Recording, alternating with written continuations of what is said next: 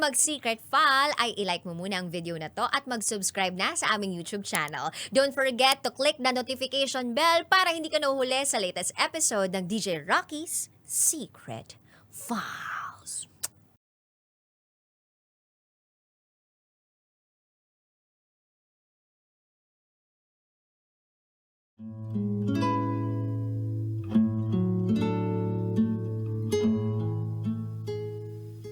And now, it's time for DJ Rocky's Secret Files.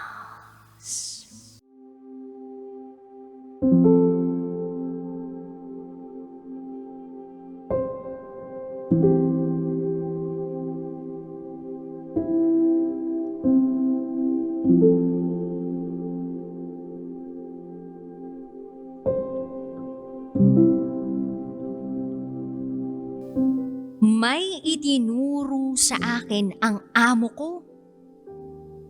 Kaya tuluyang nabago ang buhay ko.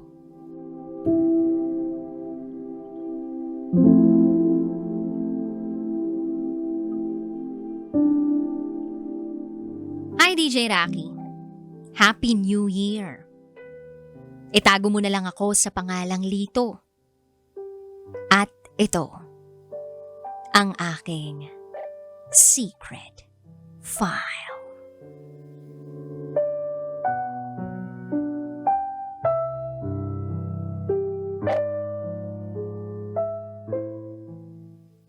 Isa akong basurero.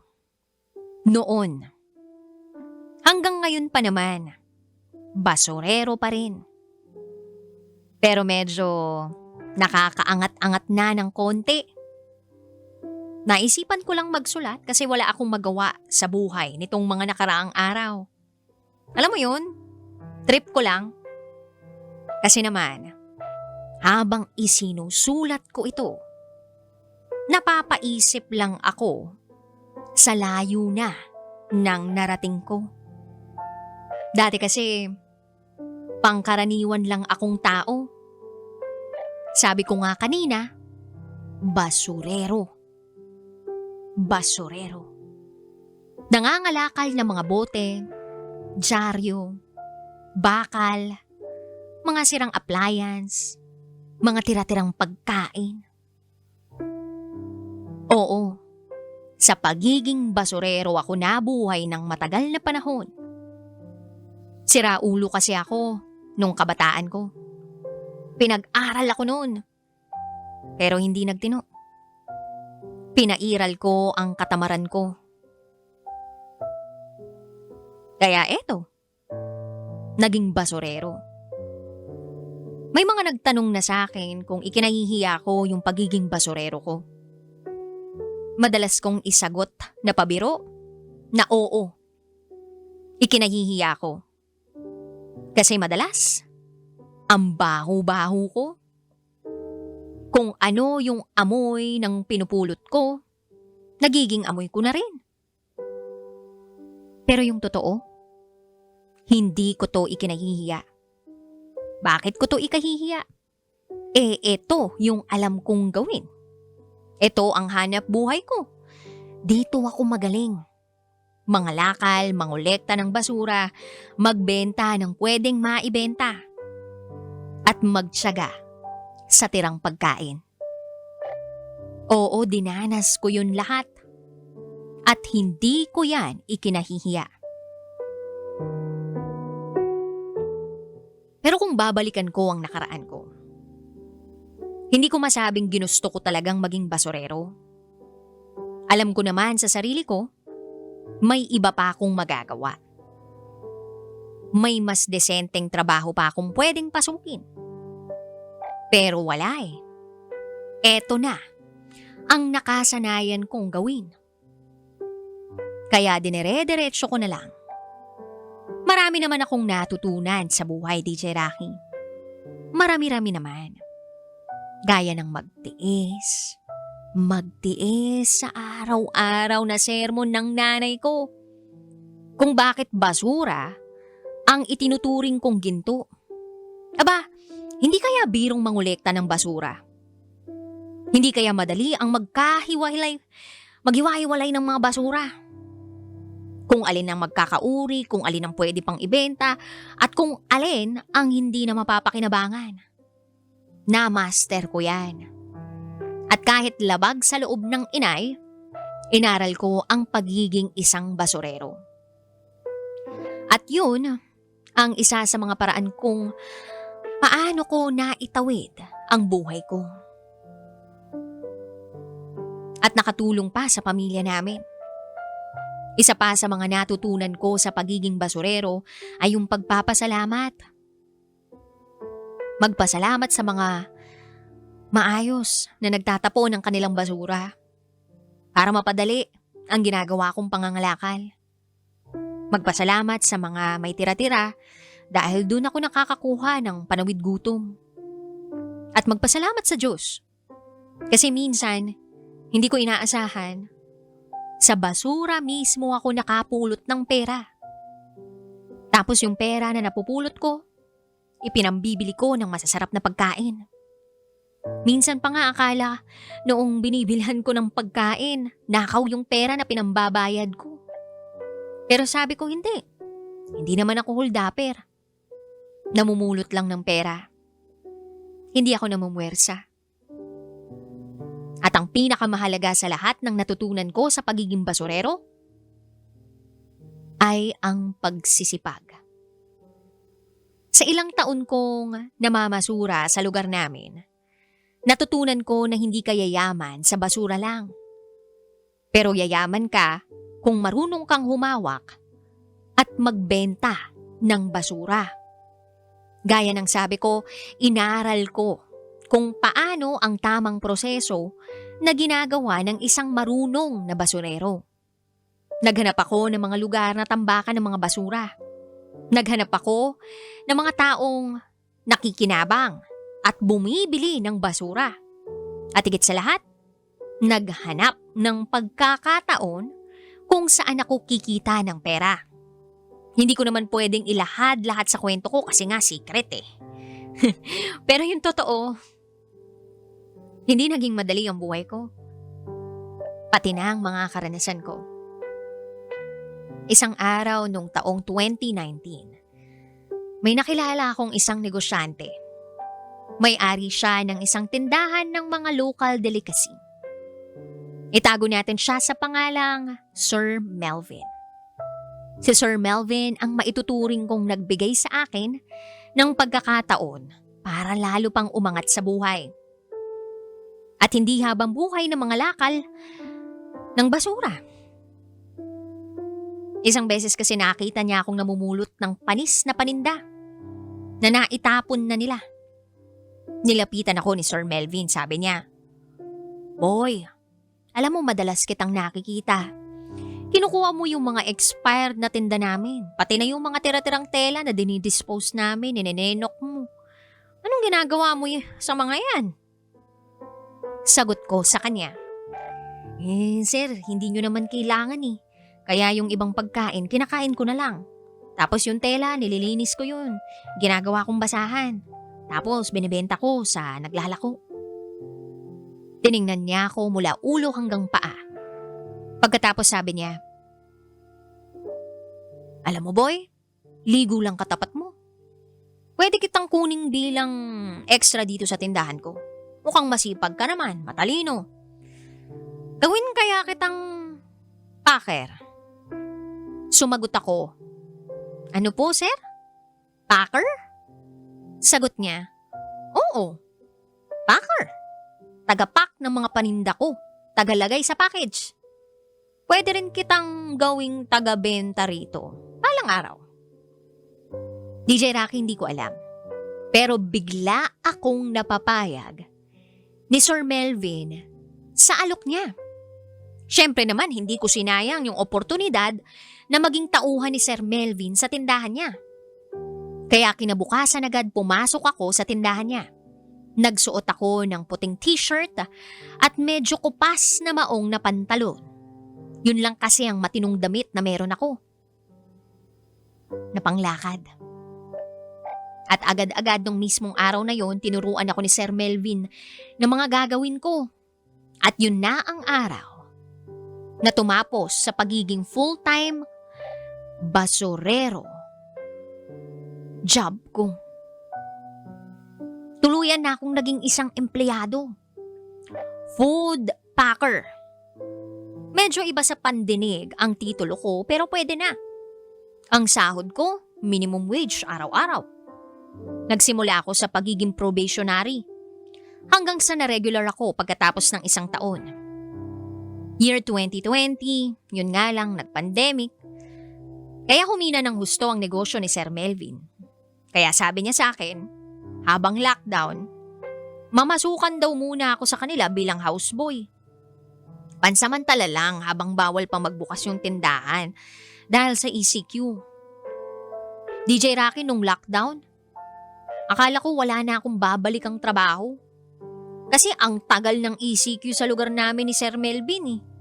Minsan nga akala ko pasuko na siya sa negosyo niya. Madalas ko siyang marinig na parang ayaw na niyang buksan uli yung tindahan. Pero hindi ako nawalan ng pag-asa. At ganun din si Sir Melvin. Nagbukas muli ang tindahan niya. Noong naibaba sa GCQ ang quarantine classification sa amin. Pero noong mga panahong yon, ng lockdown, ay may itinuro sa akin si Sir Melvin na isang malupit na sekreto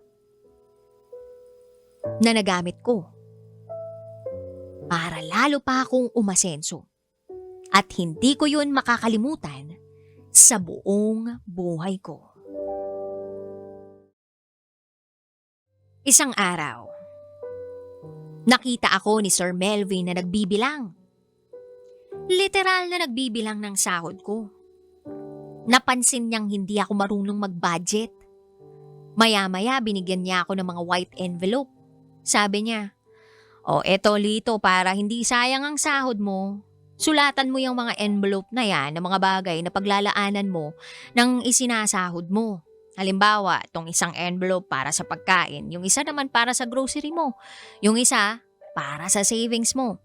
Dapat meron ka dyan palagi ha? At gagalawin mo lang yan pag emergency. At yung isa, sulatan mo ng malaking bituin sa gitna ng sobre. Yan ay para sa magiging negosyo mo balang araw.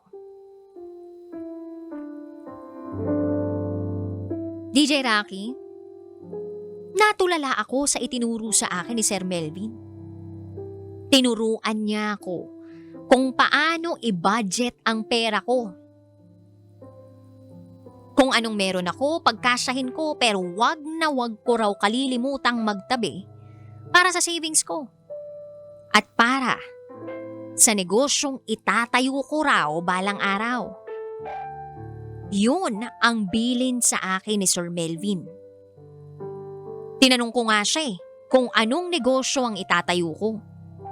Hindi naman ako marunong magpatakbo ng negosyo. Ang sabi na lang niya, balang araw, malalaman ko rin kung anong negosyo yun. Ang mahalaga raw, matuto akong mag-budget, mag-ipon at mamuhay ayon sa kinikita kong pera. Maliit lang daw sa ngayon ang perang kinikita ko pero ayusin ko lang daw ang paghawak sa pera. Lalago din daw ito kalaunan. Mga ilang buwan din akong nangapa kung paano aayusin ang paghawak sa pera ko. Mga ilang beses din ako nagpalit ng label sa mga sobre na ibinigay ni Sir Melvin sa akin. Hindi ko kasi agad naisip kung ano yung mga dapat ko talagang unahin. Pero natutunan ko rin, at isa sa mga naisip kong label sa isa sa mga sobre, ay ang pagtatabi ng ipon para ialay sa simbahan. 10% ng kita ko buwan-buwan. Itinatabi ko sa sobre tapos pag magsisimba ko, iaalay ko yun. Pasasalamat ko na lang kay Lord na hindi niya ako pinababayaan kahit wala akong tinapos sa pag-aaral. Pasasalamat kasi ipinakilala niya ako kay Sir Melvin na siyang nakatulong talaga sa akin para tumayo at umangat sa buhay. Yung ibang porsyento ng kita ko isinosobre ko rin at ibinibigay ko para kay nanay, tatay at sa mga kapatid ko. Pandagdag na rin sa pambayad namin sa bahay, sa kuryente, sa tubig. Kahit paano, hindi na barya-barya ang nare-remit ko sa kanila, kundi perang papel na. At ayun nga, fast forward year 2023, binigyan ako ni Sir Melvin ng promotion. Nagbukas siya ng bagong branch ng delicacy store namin sa isang shopping center. At ako, yung naatasan niyang mag-manage. Hindi naging madali ang trabaho pero masasabi ko namang sulit yung pagod at diskarte na iginugol ko para panatilihing bukas at kumikita yung bagong branch niya. Napakalaki ng utang na loob ko kay Sir Melvin sa tiwalang ibinigay niya para ibigay sa akin yung posisyon na yun. At dahil sa promotion kong yun, lalong lumaki ang iniipon ko sa mga sobre ko. Oo, nakaipon ako ng malaki para makapagpatayo na rin ako ng sarili kong negosyo. Kaya 2024, nagtayo na rin ako ng sarili kong food shop. Order-based lang muna sa umpisa. Online ang pagbebenta at through delivery. Ang mga ibinebenta ko, mga kakanin din na sikat sa lugar namin. Suman, pichi-pichi, puto with cheese, bibingka, cookies, at kung ano-ano pa. Mga simpleng delicacy lang muna. Yung mga natutunan ko sa tindahan lang ni Sir Melvin. At para hindi ako maging kompetensya kay Sir Melvin, ibang market ko. Sinadya kong magbenta sa ibang area.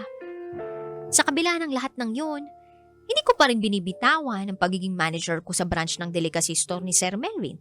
Ako pa rin ang nangangasiwa sa tindahan niyang yun.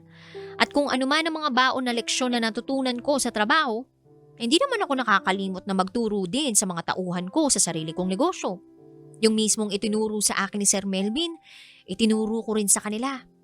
Tinuruan ko rin silang mag-ipon para sa sarili nila, para sa magiging negosyo nila balang araw, at para ialay din nila yung isang sobre sa Panginoon. 3 tao pa lang ang tauhan na meron ako sa food shop ko. Pero masasabi kong sila ang mga pinagkakatiwalaan ko. Mga kapwa ko rin sila basurero noon, DJ Rocky. Hindi ko rin naman syempre kinalimutan kung saan ako nanggaling. Kaya hinila ko rin ang mga kaibigan kong basurero pataas.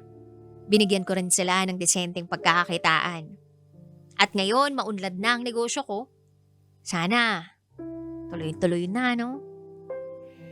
Kung meron man akong pinakamahalagang natutunan sa lahat ng mga karanasan ko, yun ay ang maganda para sa kinabukasan. Wala kasing kasiguraduhan kung ano ang magiging itsura ng hinaharap, diba? Base sa kung ano ang ginagawa natin, sa kasalukuyan ang magiging itsura ng kinabukasan natin. Kaya hindi ko hinahayaan na mananatili lang akong lugmok sa kahirapan at habang buhay na mangangalakal ng basura. Kailangan may gawin ako para umunlad. At nagawa ko naman yun. Sana magsilbing inspirasyon sa ibang karanasan ko. Habang may buhay, may pag-asa. Kailangan lang natin gumawa ng isang hakbang o isang desisyon para baguhin ang takbo ng buhay natin. Patungo sa isang mas magandang bukas. At nagsisimula yun sa pagguhit ng isang magandang kasalukuyan. Sana lahat ng nakinig ng kwento ko, gumuhit din ng magandang drawing ngayon. At magkatotoo sana ito sa takdang panahon. Hindi tayo habang buhay na lugmok kung pipilian nating bumangon at umangat. Gusto ko rin gamitin ang pagkakataon na ito para magpasalamat kay Sir Melvin. Sir, salamat sa lahat. Alam mo na yun. Ayokong maiyak sa kwento ko basta sigurado akong nakikinig ka ngayon. Salamat. Salamat. Hanggang dito na lang, DJ Rocky. Maraming salamat sa programa mo na nakakatulong na magbahagi sa iba ang good vibes ng Love Radio. Muli, ako si Lito at ito ang aking secret vow.